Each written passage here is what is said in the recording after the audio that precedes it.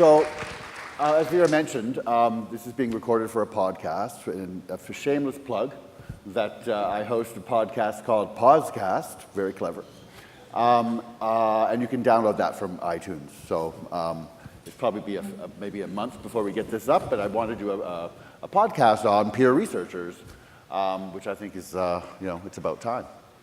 So here we are. So why don't we just get started? And we're going to have a conversation and just talk about what it's like to be a peer researcher, what the lived reality is of being a peer researcher. And I'll start with you, Colt.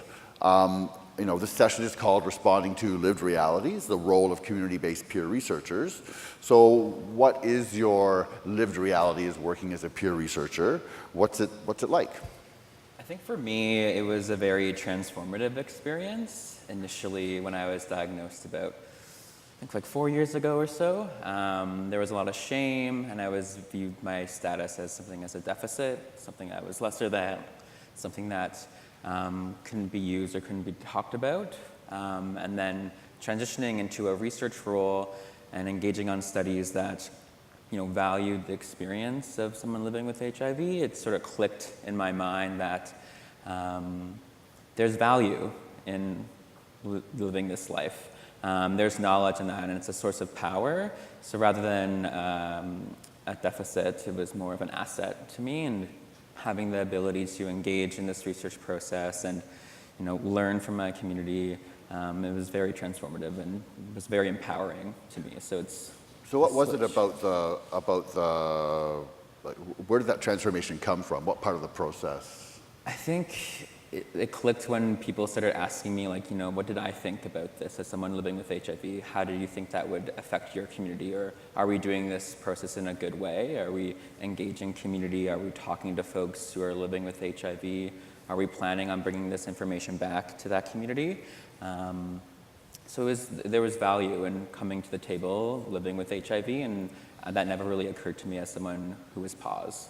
So it was very, very empowering to hear that there's value in my lived experience, and people just don't take it as checking off a box on a CBR list, a community-based research list of what to do in a project like that. Right, and it's that lived experience, right? It's a central concept to what you guys do as peer researchers. And you're constantly asked to reflect on and work with your lived experience, as well as strategically disclose your status all the time. So I wonder if Gina, if I could ask you, if you were able to tell us a story about why you disclosed your status during an interview, perhaps, and the impact it might have had on you. Well, for my life, it's always been everything happens for a reason. So this happened. So I decided right there that I'm going to try and do something with it to help the people that are positive, people that are not, to let them know that they're not alone, and the people that, they're not, that, what they can do so that they won't become positive. And so that's been a very good thing for me. And the hardest thing, I guess, was telling my kids first. And then after that, it just followed, and it's been very good. And in your experience as a peer researcher, when you're conducting interviews, do you disclose your status every time? Yes. Yeah. Because that's the criteria for the research project that I did, was that everybody was positive, so, Right. Yeah. And were there times when you didn't want to disclose your status, or it was always okay to disclose your status? I've always been okay with it. Yeah. Yeah. And why is that? I don't know, it's just the person that I am, and it's because that way I'm letting people know that I'm real, and so that way you can reach more people. Right. And Colt, when you were doing your interviews when you first started, was it always okay for you to disclose to the participants? I think initially I had to work through that a bit, recognizing that was part of the research process, that signing on to a project as a PAUSE person, there's this understanding that, you're creating this environment where someone is talking about their own lived experience, and to create a more open and safe space.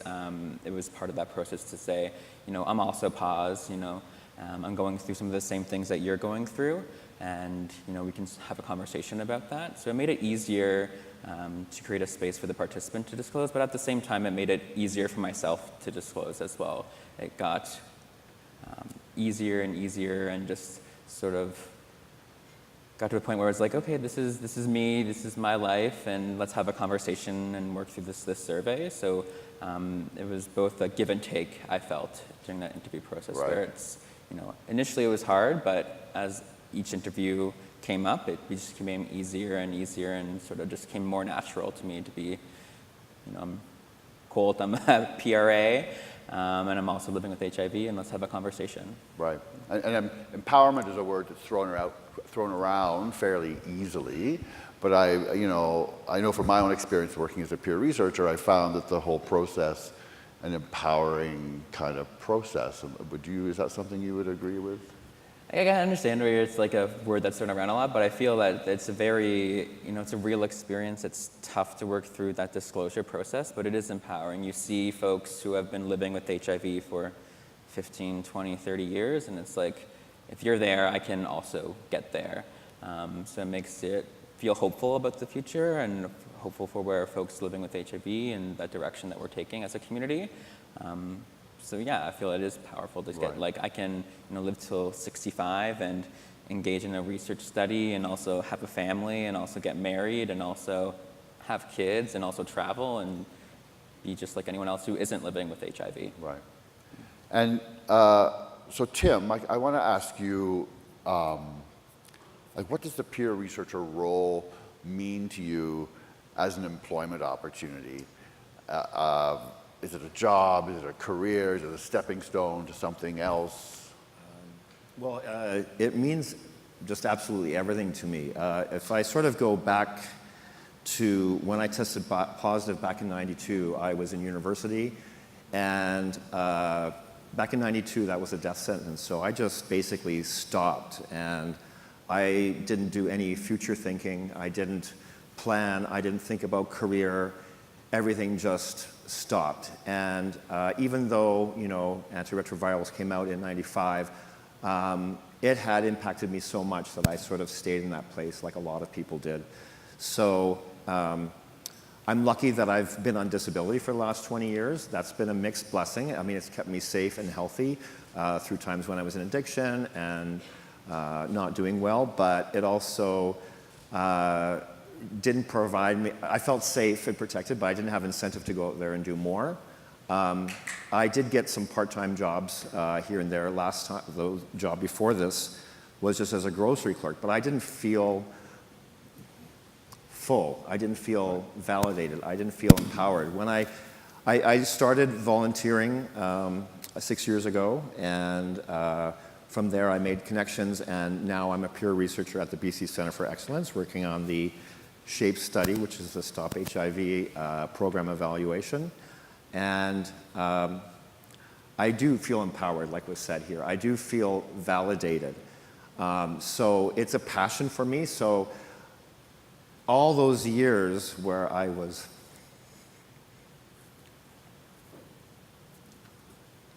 absent as a person, I feel very connected to who I am and who I can be with all my lived experience. And that I can't tell you how great this opportunity is, and that there should be more opportunities for people. I feel it's an obligation as well for me to say that this is something that should grow. It is an important part of research when I can be in my community, talking to my community, going back to my community, sharing information. And it's very meaningful to a whole generation of people who have lived through an entire disease. And those people will not be here maybe in 20 years. So now's the opportunity to gather these people and use them, because it's quite amazing. That's good, yeah.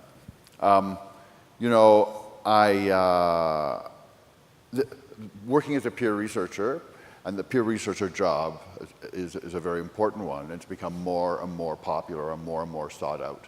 And the jobs have become more become harder to get, right? There's a competition. There's experience is needed now, but to be a peer researcher, in many cases, when I first started, the only qualification you needed was to be HIV positive. You didn't need to know anything about research, right? And now it's becoming a little more professionalized, I suppose. And I know, Knighton, you've just gotten a job as a peer researcher, right? That's correct.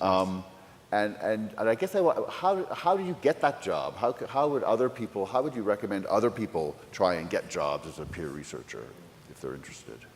Well, for me, I became very much involved with the community on a more personal level because I sought out services for HIV positive people through the Persons Living with AIDS network. And from there, I built my way through and got myself involved with the Saskatchewan Health Authority. And from exposing myself and putting myself out there, I was able to network with all these other different organizations. And right from the very beginning of my diagnosis, I felt like a responsibility for myself, so that I would do that research for myself, that I would look for ways to make my life much better and easier. And in order for me to do that, I had to reach out to these different various organizations that provided different opportunities for people like myself, and to be able to speak on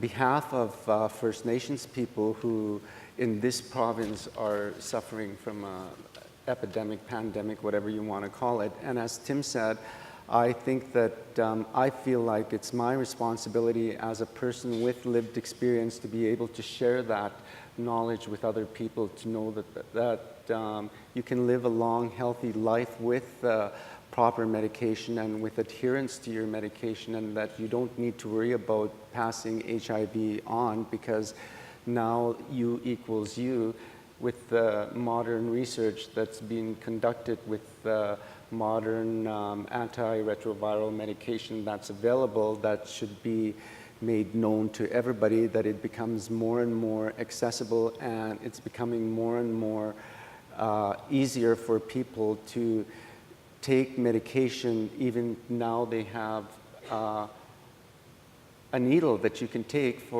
which lasts for 30 days, so that if you have a hard time taking medication, if you have a hard time taking 1 pill or 2 pills a day, then you might be able to qualify for that. And for that reason, I'm up here, because I want to share my experience with other people, to let them know that it's okay. You're not going to die of HIV. You might die from not knowing. Mm-hmm. So you got the position as peer researcher because you put yourself out in the community and you worked for it, and you wanted to help others. Absolutely.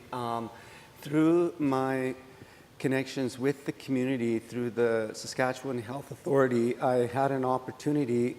One of the lead researchers, Dr. Alexander King from the University of Saskatchewan here, is a lead HIV hepatitis C researcher, and she came to one of our PFAC meetings, which is the Patient Family Advisory Council, and it's through the Saskatchewan Health Authority, and that's where our name came from, is Waniska, to wake up to HIV AIDS. And I was the person who actually came up with that, to wake up with it. In our PFAC group, that I was the one who named it, because I wanted people to wake up in Saskatchewan to what's going on here, and why do we have HIV that's got a different viral load to it, and it's got a different kick than any other race in the world. And people are getting sick much faster here in Saskatchewan, and I wanted to know why, and we need to find out, and the best way to do that is through research and through scientists and through... Excellent, thank you. So I'm interested because I feel like it's changing over the years. So just quickly, Colt, how did you get the job as peer researcher? I was involved actually with an organization called YouthGo out in British Columbia. And they're a youth-based organization that supports youth living with HIV and hepatitis C. And the ED there at the time put me in contact with the agency that was actually conducting the research and thought it would be a good fit as a youth, someone recently diagnosed with HIV, thought it could be a good perspective to the study. And I felt at that time comfortable with my diagnosis and comfortable to be present and visible in my community as a young researcher. So I felt it was a good time as any to give back and contribute. Okay. And Gina, how did you get your job as a peer researcher, your first job?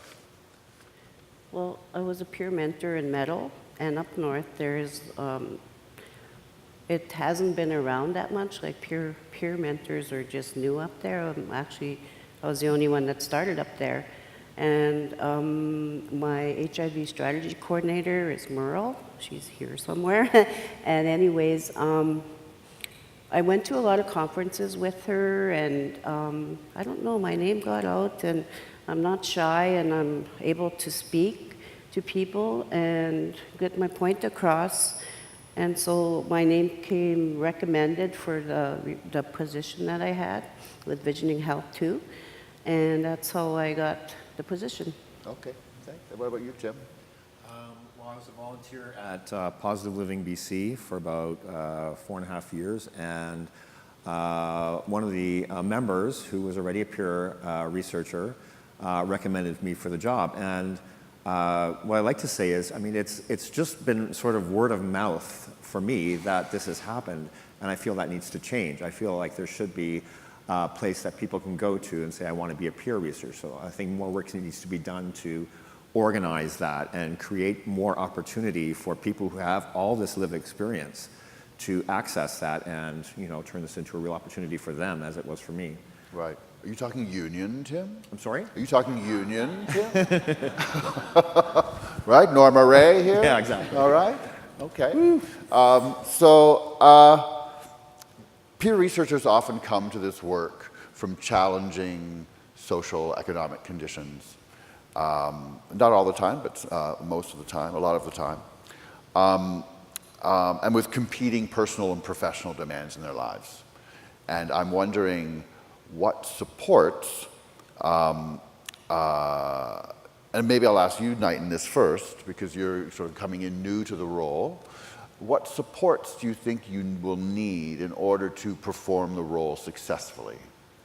I think that in light of being out of really in the career mode like Tim has been, we sort of put ourselves out of the loop of the education portion of our lives and put our lives on hold because of HIV. And so the role for me that I think is, could you repeat that again? Yes, I'm just asking you what supports you think you will need, Okay. whether it's financial, economic, cultural, whatever supports you might need in order to do your job as a peer researcher successfully. As a peer researcher, I think it's really important to understand that we too need to have self-care, and we need to think about our care, because we're going out and we're exposing people to ask them really personal questions, and we need benefits, we need dental care, we need to have maybe massage therapy, we need to have those benefit packages that most professionals take for granted, and we don't have that currently as researchers, as people who are actually permanently employed and given that opportunity to use it as a career stepping stone so that we can go back into the career field, so that we can use this as a career, so that we can move forward in our lives and start to plan for our future, and that we actually do have a future now that we have these antiretroviral medications available to us.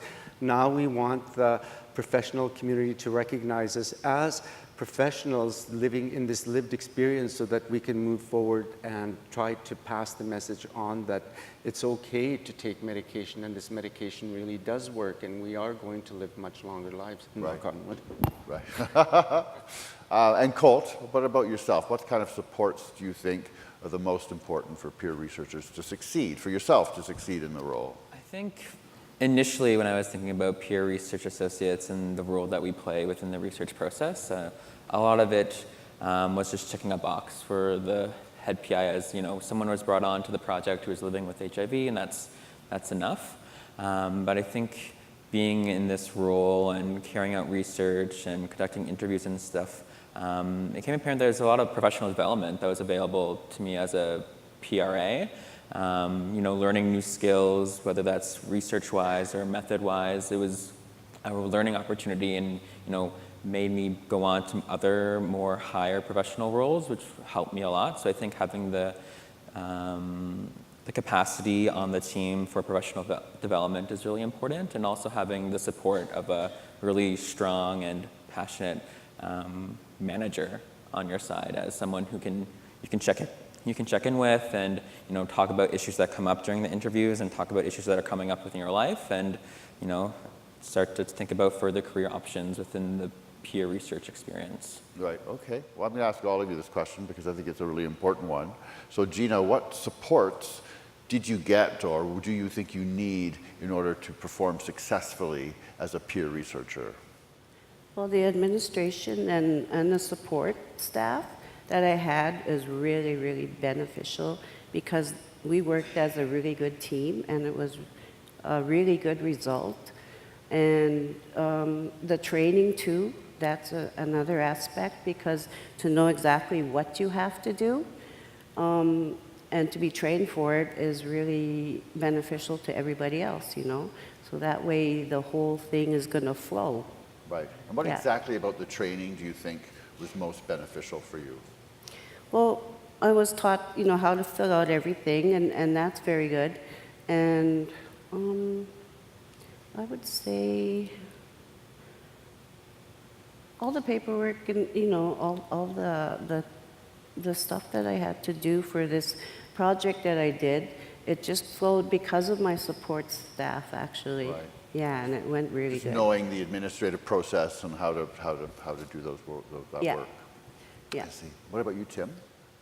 I think my biggest challenge in this job, and my biggest fears, was entering, the BC Centre for Excellence is like, they do research. So I'm not a research person. I'm not a research guy. I don't have the terminology. So, even on the first day, it's, you hear longitudinal cohort study, and pause, please, tell me what that is, because I'm stuck on those 3 words, and you're still going on. So I'm very lucky. My study coordinator, Andre Beaver, who's over here, has been very patient with me, and I think that's the kind of support that I needed and was granted, and I hope other people will as well, is, we are peers. Our strength in our education comes from our lived experience, which may be just on the street or wherever, but it's, it's a different strength that we're bringing. So we're trying to bridge the gap between our lives and what, the research community is about. And so be kind to us, be gentle, and maybe we should also ask questions of each other. Did you understand that? Or and our responsibility is could you repeat that? So it's just that part. And do you think that your lived experience now, where you're at now, is considered expertise where you're working? It is definitely changing. Part of me feels like, oh, am I still a peer or am I a researcher? So I'm sort of in this sort of quandary as to where I'm at. But, sorry, repeat the question? No, I was just asking if your lived experience, do you think, is considered expertise by the researchers you're working with? It is. Because, I was able to use my lived experience to come up with a research question, and my abstract, which you can come see, a poster presentation, is out in the hallway. So yeah, that is expertise. I was able to use my expertise and my lived experience to show a relationship that is important, and you'll only see it if you go out there later. And I'm just going to circle back to you, Knighton, about when you were talking about self-care, and I wonder how big a role your culture plays in your self-care. It plays a very significant role, because for me, I was very fortunate that I got involved with the health authority, because they give us the whole summer off. So we're like, yay! I get an opportunity to get back to the land, and land-based activities are really important to me, because I like to go picking berries and picking my own medicines, and that's part of my culture, and I like to share that with other individuals. I do lots of teas, and I bring my teas to cultural events where All Nations Hope or the Canadian Aboriginal AIDS Network, where I share the the gifts that are offered to me from the earth, and I'm able to get back to that. And when I am able to go back to the earth, I spend time with my family, with my mother and my mother's brothers and sisters, and we go back into the land, and we're able to be part of the land and to participate. And that's really, really important to me, to be able to get away. And living here in Saskatoon and in Saskatchewan, I've been really blessed because All Nations Hope has been able to bring back that culture that a lot of us have lost along the way, because we've been colonized in this society, and most of us are living in cities now. So it's really important to get that knowledge back and to be able to share that with other people and to be able to connect back. And I'm always learning, and it's always, every day is a learning experience, and it's really important. Right. Okay. Thank you.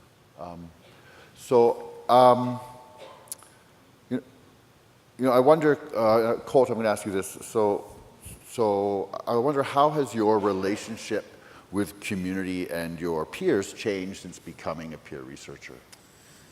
I think for me, I kind of sort of found a sense of family and comfort that I didn't know I would actually have being a positive person. And initially, prior to my diagnosis, I was heavily involved in academia. I was in this sphere where I didn't really see the value in engaging in community-based research or... You said heavily involved in academia? Yes. Okay. Yeah, so I didn't really see there was a sense of, I guess, value in engaging in community-based research. And then prior to my diagnosis, I sort of switched from this academic sphere to this community-based research sphere and engaging with the PAWS community. And that sort of made a switch to me that there's knowledge here from my brothers and sisters who have been living with this for so long. And there's knowledge that I can use and engage with and, find a sense of community. So it was really interesting to see that, prior to my diagnosis, or like right after my diagnosis, I felt, I couldn't really reach out or talk about this with somebody. And then engaging in this research process with community-based research and finding other folks who are living with HIV, that they're surviving and they're thriving, and I can reach out to them as a source of connection and hope and safety. So it was really interesting. Well, it's so interesting hearing that perspective from coming from academia to community rather than community. So many people from community go up into academia, and there's that sort of tension, that struggle between the two. Yeah, and I usually don't hear about that often. So were you shunned by your academic friends? No, I think No. living with HIV and going from one sphere to the other, I think you can act as a bridge almost, right? Because you can almost feel like you're living two lives, or have the opportunity to live lives. They're not in contrast to each other; they're almost in parallel now that I see it, which is really interesting. It's a different sort of perspective that I didn't think I would have. So there's value, starting from this academic, setting and transitioning into this more community-based research setting, and identifying that, within our community, there's strength and there's knowledge and there's compassion and there's a sense of hope. I felt that I didn't think I would ever find again, and I did. So it's really wonderful. Yeah. Oh, that's interesting. There's a co-write audience. so there's questions from the audience, right? How is that happening? Oh, yes. So, I believe that Knighton already began to address this, but one question that is for the panel is, how do you decompress after a long, hard day of working with other people living with HIV, and why is this important for you? Is a question to anybody in particular tonight? Just for the panel. Okay. Could you repeat it? So, as a peer researcher, how do you decompress after a long, hard day of working with other people living with HIV, and why is this decompression and time for yourself important to you? Gina, do you want to take that? Well, for myself, I'm very family-based. So just going, seeing my grandkids and my children, to me, it does so much for me as a person. And to go out and do things with them, and sometimes go out in the land, go to sweats and stuff like that. Being culturally grounded is what I do for myself. Right. Thank you. Anybody else like to take that on? Jim? Where I work is next to the YMCA, so I usually just hop over to the gym, and that's a really good focus for me because I just need to after I've done a few interviews, I really feel I need to get out of my head because I'm still sitting with a lot of connection to the person that I've built, and sometimes that can be quite intense. And so I just go and focus my energy outward, and then I go grab something to eat, and I'm usually pretty good. Sometimes these things will sit with me for days, though, and still sit with me. Right. No, we're good. Yeah. Okay. We have another question from one of the audience. So what advice would you have for people working with people who do not want to take their ARVs or antiretroviral medications?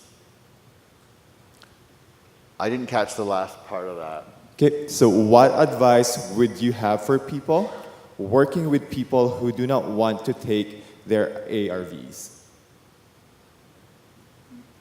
All right. Take your ARVs. That's what I would tell them.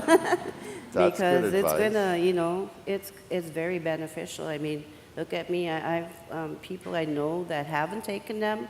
They're not with me anymore. So I would tell them that. And I'm here. I've been diagnosed in 2012, and I'm still here, and I'm healthy. I feel healthy. So yeah, take them. Yes, and there are very few to little to no side effects to taking medication, and it's really important to let people know that the medication is actually quite safe. And for me, I only take one medication. I've been very fortunate, and I've been diagnosed for many, many years, and to have that opportunity just to have that one medication available that I don't have to take a handful of medication is really important. So yeah, it's really important to take your antiretroviral medication because it really works and the science is there and the virus goes into dormancy. So that's what I would tell people, that if you take this, you will not be passing HIV to other people, even if you wanted to. So.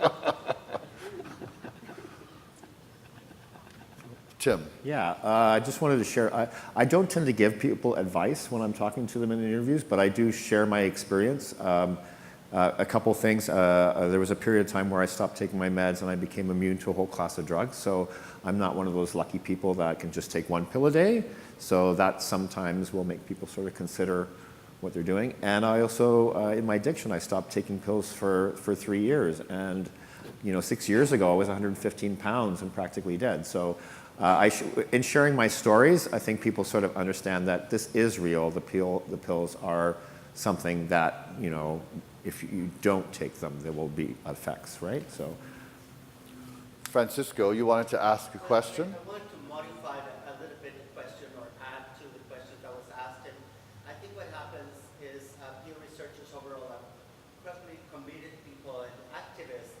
So what happens when you folks have to work with folks whose morals and values and ideas are very opposed to yours, but you are doing the job, right? At the same time, it's a personal and professional job. I hope the question makes sense. Mm-hmm. Colt, would you like to answer? Yeah, I think, so part of the training that we received as peer research associates and carrying out studies and stuff like that is bracketing. So understanding that, you're coming into this situation and engaging with somebody who you may disagree with, you may have different morals, you may have a different way of living your life, but at the same time, you're in an employment role to try and carry out that research. So sometimes you have to leave or put on a different hat going into that room, like your research hat, and leave your own personal hat outside, which is a bit tricky sometimes, and sort of partition that experience. And as you're coming out of the interview, having the opportunity or having the supports on your team to go to your research manager or to another peer, I'd be like, this was like a super shitty interview that happened, and this is what this person talked about, but at the same time I felt conflicted. So I think partitioning yourself a bit and wearing a different hat and having the opportunity to debrief afterwards is important, and it allows you the opportunity to carry out your position and, be as successful as a PRA, but also have the opportunity to vent and be like, this is not cool. Like, this has happened, and like, I just need to like breathe it out and talk it out with somebody. So recognizing that, you're a PRA and have to put on that hat every once in a while is a bit tricky, but you work through it, and you get the training to do so. Right. Yes, Knight? I would like to add that as a peer research associate, that we have to be putting ourselves into a category where we can't be judgmental towards other people's substance use or abuse or whatever you want to call it, that we're there as information seekers, and that we have to respect the other individual. And that's why they teach us and they train us to have qualitative type of research, so that we care about the individuals that we're asking questions of or taking blood samples from, and that we respect them and we ask that they respect us. And for us, we have to sign a confidentiality agreement. So for us to be able to share information with them, they don't need to have to sign that confidentiality agreement. So it's up to us to be able to determine whether or not we want to share that information with them. So it's important to not to be judgmental towards other individuals and where they're at in their life, because they might get something that within that research questions that we're asking, maybe something will trigger in them that will make them wake up. Waniska. Very good. Yes. More questions? No? Yes? So we have another question from the crowd for all the panelists, and it kind of builds off of your discussion around the meaningful relationships that you've had with the communities that you work with. And so it asks, how do you deal with holding of community secrets that you work with? And I think Knighton just began to discuss that a bit too. It's true. Tim, do you want to? Sorry, can you repeat that? Yep. So how do you deal with holding community secrets?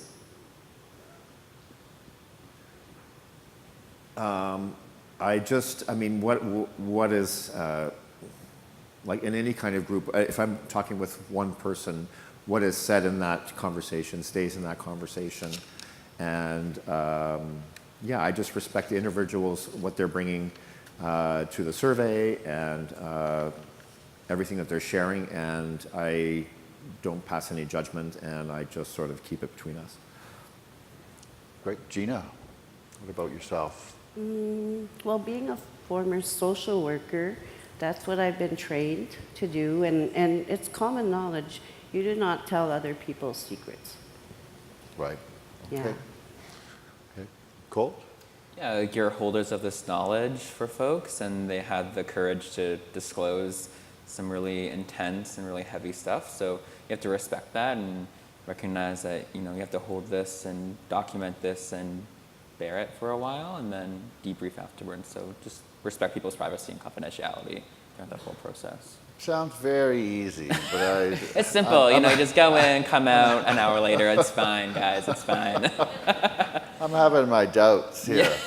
All right, not that I don't believe you, but so I mean, how do you let off that pressure? You talk about debriefing. So what does debriefing look like to you?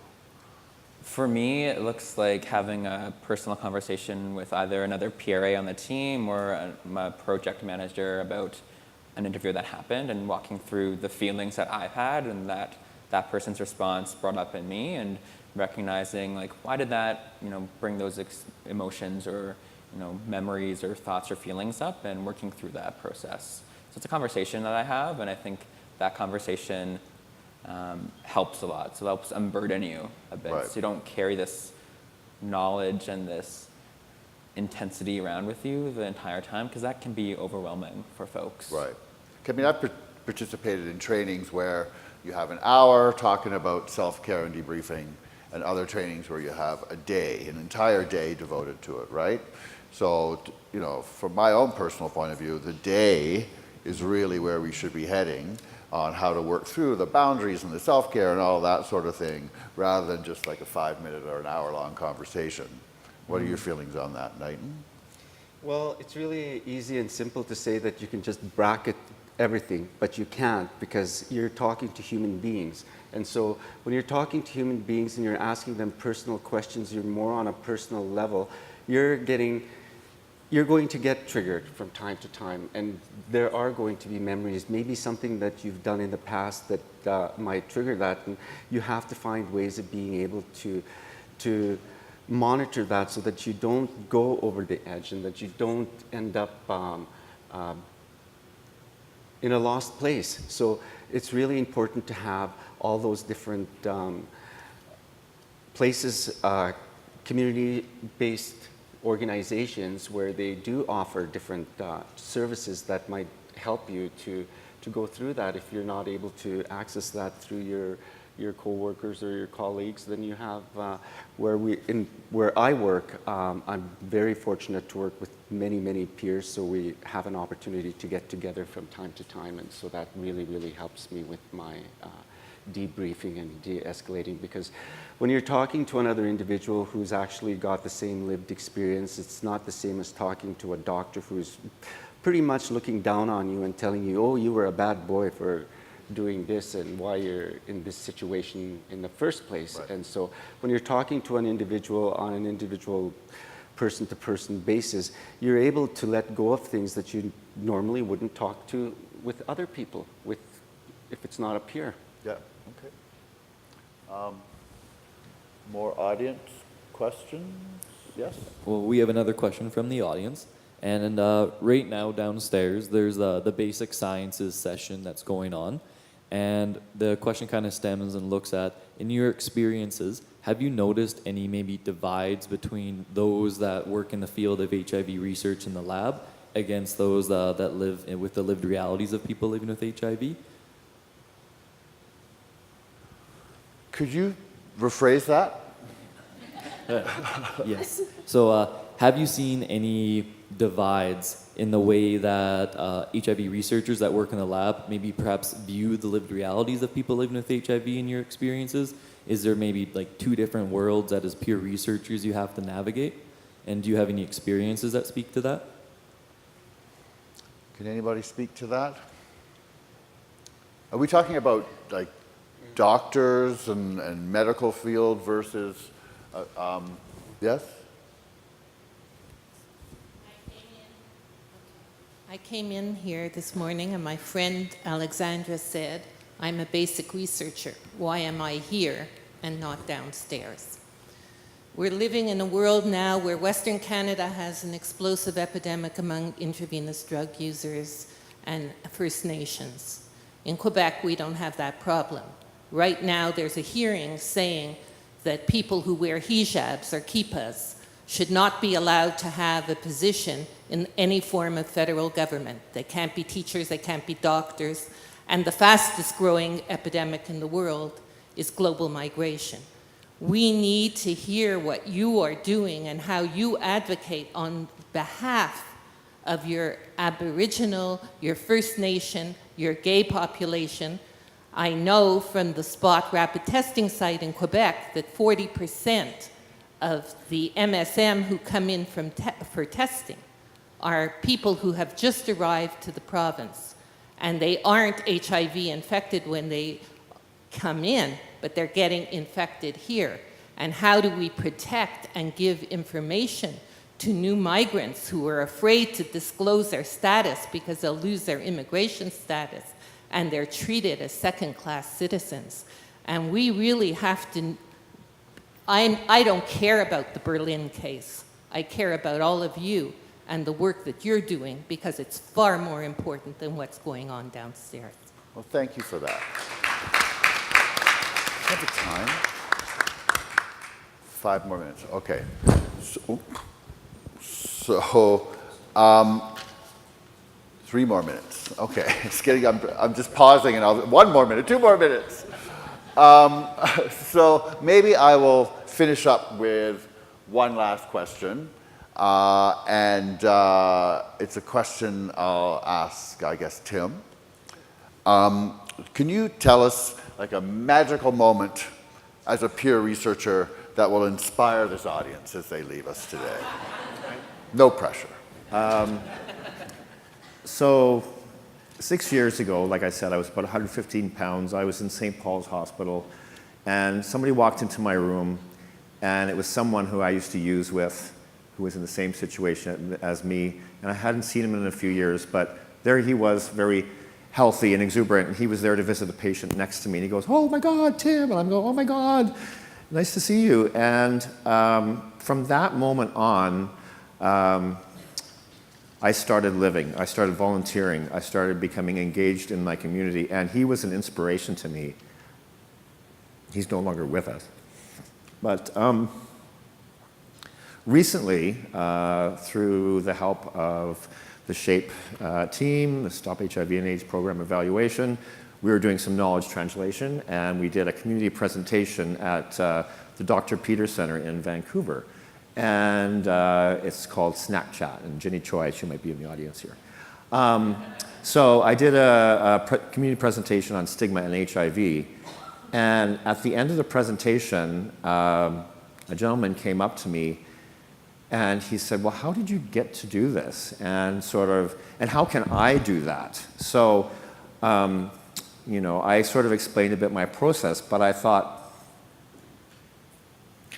that person was me looking at Paul and the inspiration that he was, and that, you know, I'm not a wasted life, that I have so much lived experience that I can share and can do so much for the community. So that it was magical to me, because it was like 6 years, taking me 6 years back to where I was. So, yeah.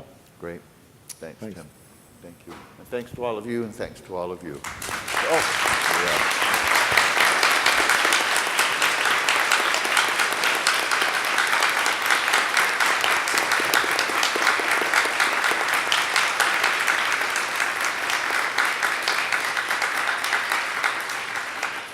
Thank you very much. And I have to say, as I was listening, I was reminded of a very good friend, Robert Bradston, which some of you may know.